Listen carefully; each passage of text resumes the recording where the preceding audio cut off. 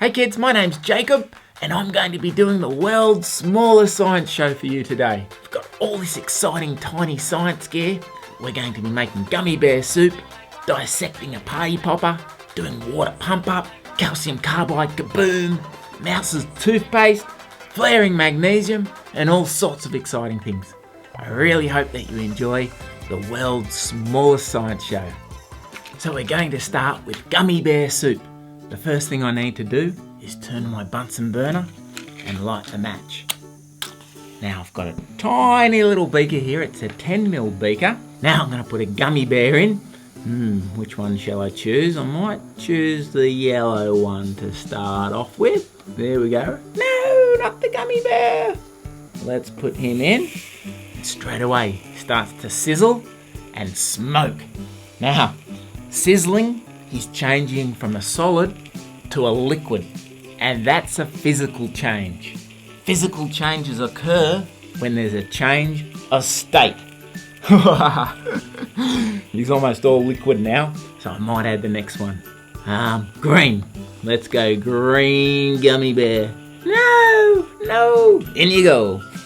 So I've got a yellow and a green one. The yellow's like bubbling up all around the green gummy bear, and the green one's starting to change shape. And if I waft it towards me, I can smell something new. There's a chemical change happening as well. So, bubble, bubble, bubble. How about we pop in the red gummy bear? Oh! So I go bloop, bloop, bloop. Let's go blue. Let's pop him in, and he'll start melting almost instantaneously. So let's keep going with the others. In you go, orange. No! And then finally let's put the, this one's almost colourless, isn't it? Let's pop him in. We're going to put this probe in, and we're going to see what temperature it is in this soup. Let's find out, shall we? I'll pop it into the beaker with the soup, and very soon we'll see the digital display going up. It takes a little bit of time for the temperature to register. Wow, 85 degrees. Oh, 103 degrees. It's got a higher temperature than what water boils at, and that's because it contains a lot of sugar and quite a few other chemicals as well. Woo! Let's get that out. That's definitely a goopy chemical reaction there. That's how we make gummy bear soup. I wonder what it tastes like. Alright, burning iron. Now iron is a metal and you use it to make nails, and I'm going to light this Bunsen burner, which is actually made out of iron, and here's a rusty nail which is iron coated with iron oxide, but it won't burn, will it? It will maybe heat up a little bit. This wire gauze is also made up of iron, and as I heat it, we'll actually see that it will start to glow. It will glow orange, and that orange actually depends on the temperature at which it's glowing, which is probably about 600 degrees Celsius, something like that. Can I make iron burn?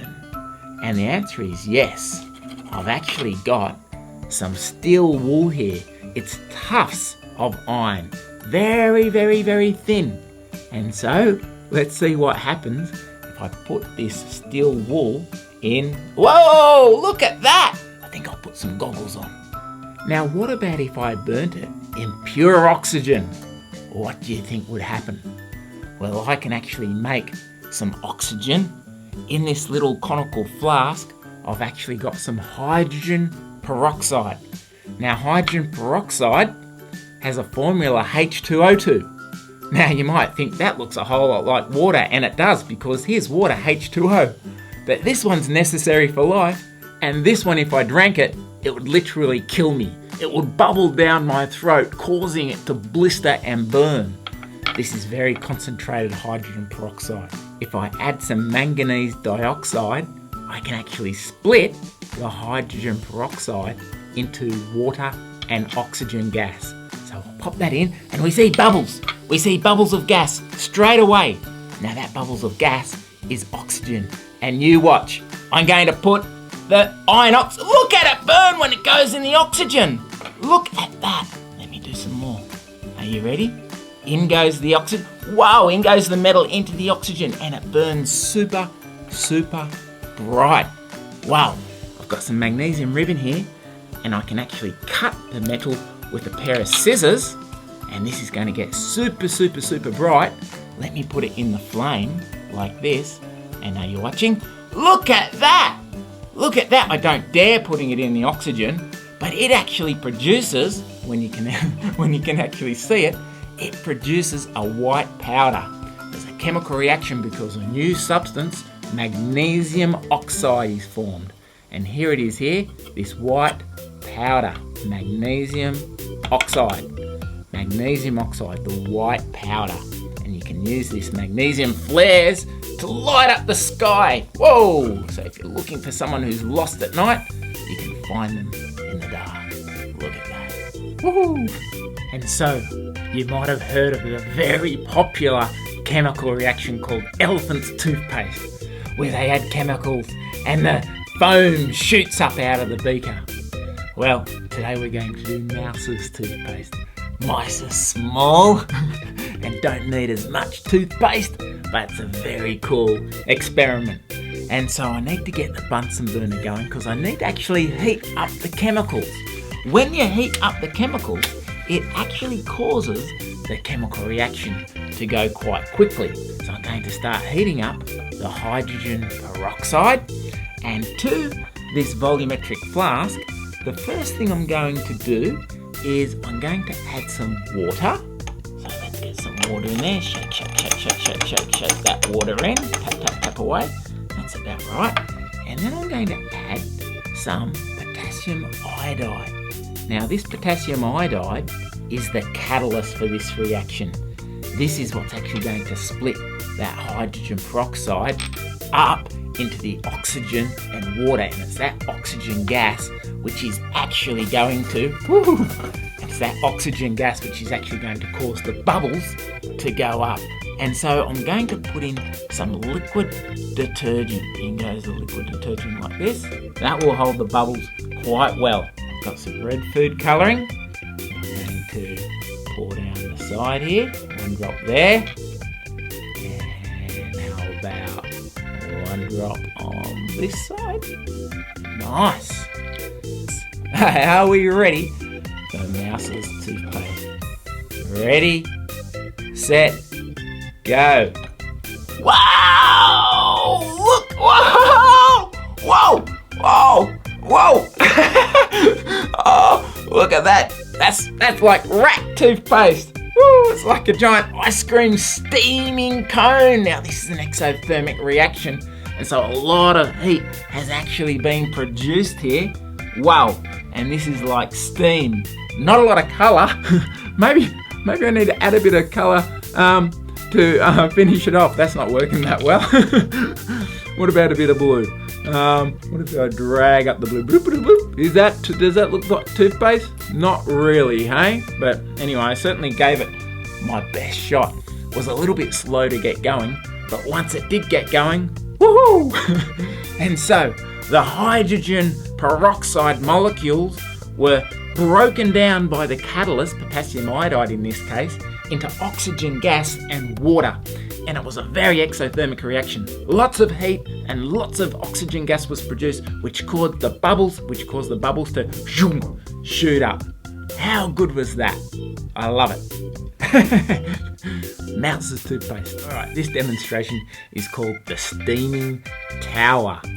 And for it, I need to have some liquid detergent, and I'm going to just add a bit of water to that to make it a little bit less viscous. It's a little bit sticky. Mixy, mixy, mixy, mixy. Add the catalyst, the manganese dioxide, to that like so. So tip that in and mixy, mixy, mix him up. Pour that into this 5ml measuring cylinder. So hopefully that will go all the way to the bottom. That's perfect. And now I'm ready to add my hydrogen peroxide. Now this is 35%, this is very concentrated, so let's see what happens. This is called the steaming tower. Here we go. Oh, it's a little bit runny. I'm not used to being that runny. Normally I'm used to being a little bit thicker. Will it thicken up as time goes by? Ooh, we will see, we will see. Let me turn it around a little bit more. I'm not all that happy with that one. I've seen a lot better. It's starting to come up. I think I needed to add a bit more manganese dioxide to it. Oh, it's sort of satisfactory. It's steaming, that's for sure. It's a little bit like the elephant's toothpaste, isn't it? I might try that one again. Let's see. So it's going up a bit slower this time. It's going up a bit slower, but it's rising. And yes, this is closer to what I want, and it's got a nice black stripe on it. That's exactly what I wanted. Better? I think I can do better than that. Yeah, let's try another one. Third time. What will this look like? Oh, up it goes. Oh. You know what? I think I preferred this. Whoa! Look at that. I love that black stripe. Alright, that is the steaming tower.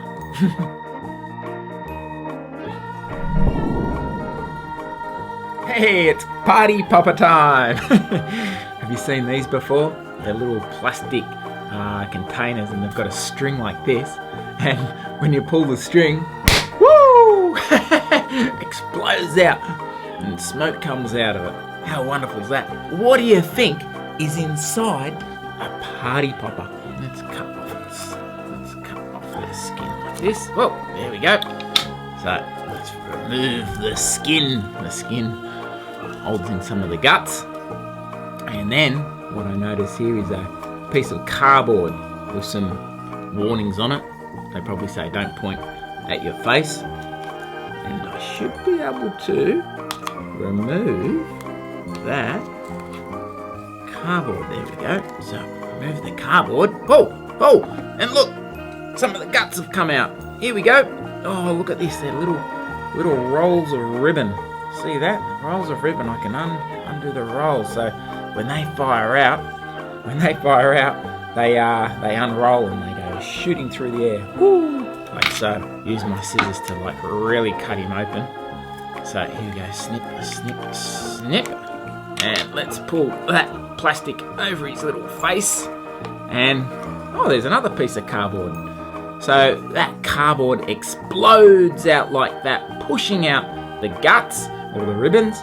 And but what actually causes the explosion? I see something there that looks quite interesting. I might put my tweezers there. Can you see that? Can you see in there? Can you see how there's something white there? And I'm going to put the tweezers there and I've got to grab it. And I'm pulling it out. Look at this. Pull it out, pull it out. I've got it. Okay. That's the explosive charge. There we go. So I'm going to put my goggles on. And I'm going to light my Bunsen burner. Because I'm going to ignite this charge and see what happens. Let's find out. Bunsen burner on. And are you ready? I'm going to hold it in the flame and let's see what happens. It's burning. It's burning. Whoa! Whoa! What an explosion! Woo! Oh, I bet you want to see that again. Whoa! Whoa!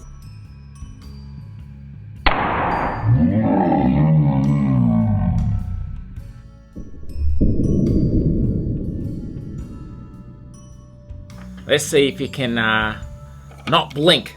Let's see if you can not blink when I do it. Here we go. Let's see what happens. Oh, wow. Oh, I hate that. Okay, so this demonstration is called swimming sodium. Now, sodium is a very unusual metal. I've got it here. It's got this clear, colourless, goopy stuff, which is oil. You actually have to keep sodium in oil because it's so reactive in air. Now, I've got my little pocket knife, and I'm going to cut that sodium in half. It's very soft metal. I can actually cut it with a knife. Look at this. I can cut it with a knife, and when I cut it, you can actually see it's got a silver reflective it's got a silver surface. See that? It's got a shiny luster when freshly cut. That's a property of metals. Why does sodium have the symbol Na on the periodic table? Why not S? Well, S is taken by sulfur, but why is it Na? Because the Latin name for sodium is natrium, and natrium means swimmer. I'm going to cut a small piece of this and I'm going to put it in this. I'm going to put it in the water that's on this watch glass. Now I'm just going to add a little bit of universal indicator because we might get a colour change as well. Very important that I put my safety goggles on for this, because this produces hydrogen gas and it's a very exothermic reaction. Exothermic enough that it could actually explode. Okay, goggles on. And then I'm gonna put it on the water and then get back. Whoa, there we go. It starts reacting straight away. Oh, it goes into a ball. Oh, swimming around the surface. See how it's swimming, a little spark? See how it's swimming around the surface? Whoa, whoa, yes, look at that. Look at that. Oh, wow. The heat from the flame caused the sodium to actually melt. Whoa, and there was a little explosion there.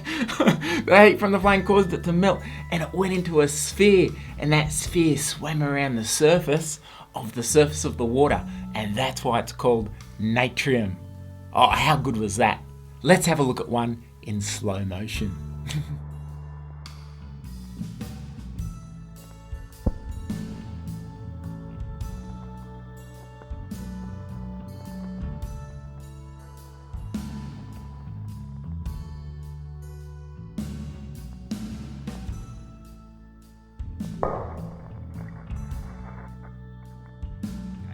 So it's fair to say that I actually don't like the calcium carbide Kaboom. Calcium carbide I like quite well. Here it is, there's a little plate of it here. It's like a little white rock. I might put a chunk of it in this conical flask with a bit of water, and look at it bubble. Look at the bubbles forming there. That's actually acetylene gas. And if I put this rubber stop on with the tube, I'll just put my goggles on just to be safe, just to be 100% safe. I can actually, whoa, let's see if I can actually light the gas that comes out. Whoa, look at that. It's beautiful. Blow it out. Let's light it again. Woo. What about, I wonder how far the flame, wow. Look at how far the flame jumps. I'll bring the flame, wow. That jumps a really long way, doesn't it? Wow. That was like 5 centimeters. Can be hard to blow out.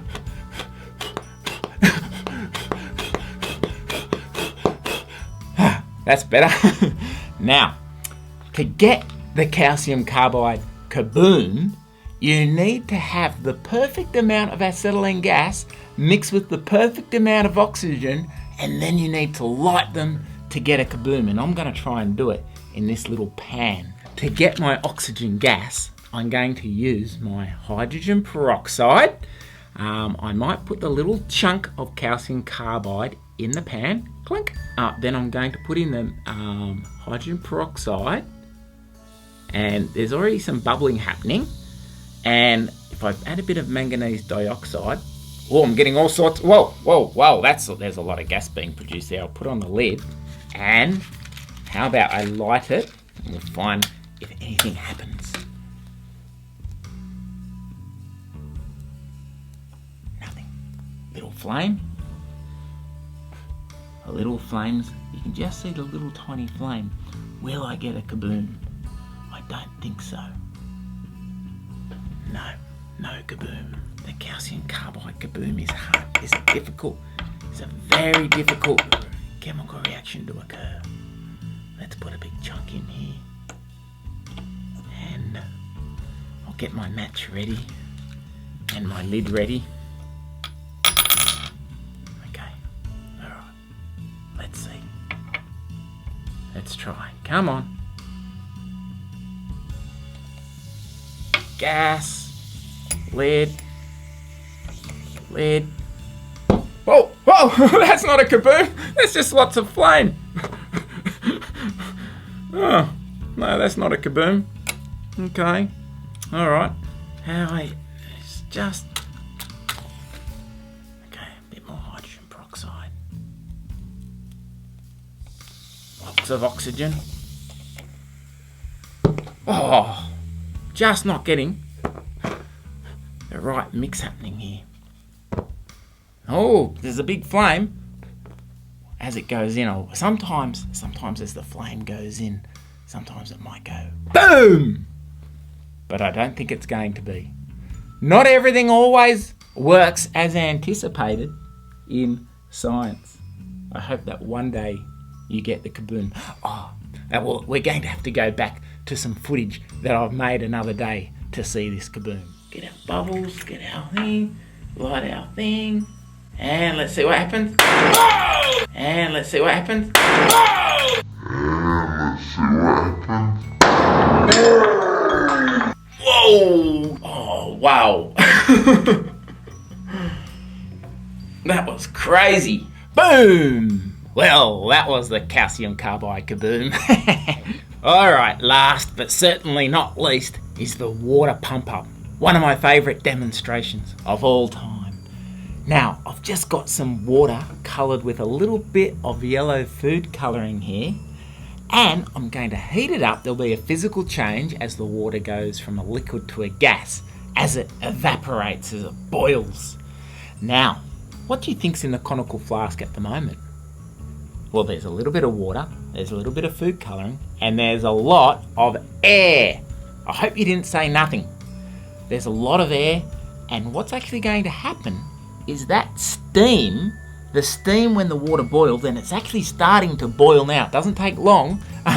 This is actually, all this smoke is actually, there's a little bit of, all this smoke is actually coming from the wire gauze. I think there's a little bit of oil on it or something like that. It doesn't normally smoke like this, but what we'll see is a bit of steam. We'll see a bit of steam. Woo! Can you see the steam coming out of the glass there? Look at that. I can see the. I've blown out the flame. There we go. There's a bit of steam coming out the top there. And so the steam is actually pushing out all the air and filling up this conical flask with water vapor. Now I'm going to flip it upside down. The water vapor will cool and it actually will form a vacuum. And then air pressure is going to push that water up into this flask. Now it happens really, really quickly. Are you watching? Here we go. Watch. Wow! Look at that! Wow! Wow!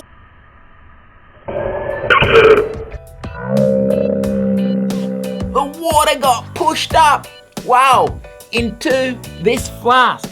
That is absolutely amazing. Well, thank you so much for joining me on this world's smallest science show. I hope you've had as good a time as I've had. There is a worksheet available, and you can go to the description in this video to the link in order to obtain this worksheet. It's a beautiful worksheet. It's got all the demonstrations that we did today. So thank you so much for joining me. If you like that video, make sure you do the old subscribe and notification, ding dong, and all the rest of it. And I'll see you guys again soon.